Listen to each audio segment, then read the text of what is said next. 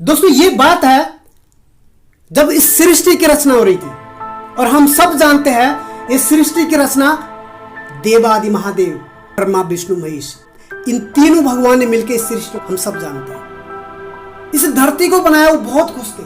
वाह, ब्रह्मा जी के दिमाग में एक चीज लगा कि यार इस धरती में कुछ ऐसी चीज भेजे जो बहुत सुंदर लगे। तो उन्होंने क्या किया, सबसे पहले पेड़ पौधे इस धरती के ऊपर भेजा और बहुत खूबसूरत दिखने लगे। वो बहुत खुश हुए और समय बीता और ब्रह्मा जी के दिमाग में एक चीज आई, यार हमने पेड़ पौधे भेजे, इतना अच्छा लग रहा है कि धरती तो स्वर्ग के बराबर बन चुकी है, तो हम यहाँ पे क्यों ना कोई ऐसा जानवर। और उन्होंने यहाँ पे एक जानवर भेजा जो आपस में मिलजुल के रह रहे, इतना प्यार से रह रहे, उनको बहुत खुशी हुई कि वाह जो मैंने इस धरती में भेजा वो अच्छा है। लेकिन कहीं ना कहीं ब्रह्मा जी के दिमाग में एक चीज खटक रही थी, खुश नहीं थी। वो चाहते थे कि कोई हमारा जैसा इस धरती में आए जिसको मैं इंसान का नाम दूं।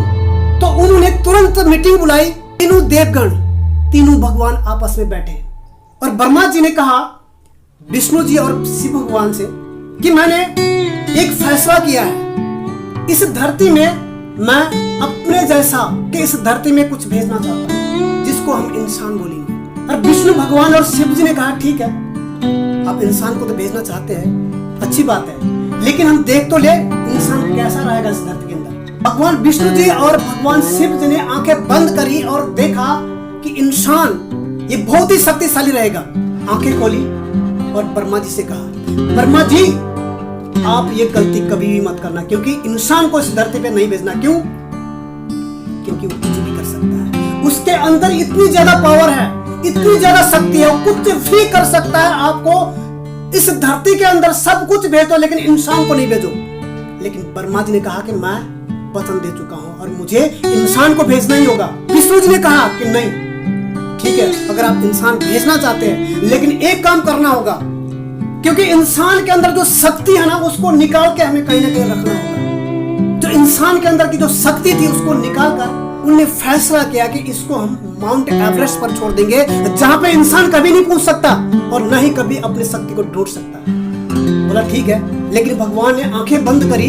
कुछ सालों के बाद एक ऐसा लड़का उस माउंट एवरेस्ट पर झंडा गाड़ रहा है और विष्णु भगवान और शिव जी ने कहा ब्रह्मा जी हमने पहले ही कहा था कि इंसान को मत भेजो, क्योंकि इंसान यहाँ पे भी पहुंच चुका है, अब क्या करें।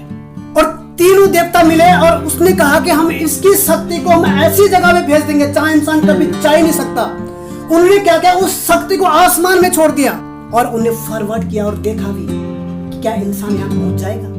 लेकिन कुछ सालों के बाद एक ऐसा लड़का नील आर्मस्ट्रांग चांद पे घूम रहा है, आसमान में चहलकदमी कर रहा है। और भगवान शिव और भगवान विष्णु जी ने कहा कि ब्रह्मा जी हमने पहले ही कहा था कि इंसान को मत भेजो, क्योंकि इंसान आसमान में भी पहुंच चुका है, अब इसकी शक्ति को हम कहां रखें। तो तीनों देवता मिले, उनने क्या किया, उसकी शक्ति को 7 समुद्र नीचे धरती पर छोड़ दिया। और फिर तीनों देवता आंखें बंद करी और फॉरवर्ड करके देखा तो वहां पे अब कुछ गोताखोर लोग समुद्र के नीचे जाके हीरे मोती निकाल के लेके आए। और भगवान विष्णु जी बोले मैंने पहले ही कहा था कि इंसान यहाँ भी पहुंच जाएगा, क्योंकि इंसान इतना ज्यादा पावरफुल है। अब जहां जहां वो रख रहे थे वहां इंसान पहुंचता हुआ नजर आ रहा। फिर उन्होंने एक फैसला किया, हम ऐसा करते हैं कि इंसान की शक्ति को हम उसके अंदर ही छुपा देते हैं और उसके ऊपर मोह माया प्रेम लालच लोभ सब कुछ डाल देते हैं। अगर जो इंसान अपने आप को पहचान लेगा वो पूरी दुनिया में राज करेगा, पूरी दुनिया में तहलका मचा देगा। जो इंसान अपने आप को नहीं पहचान पाएगा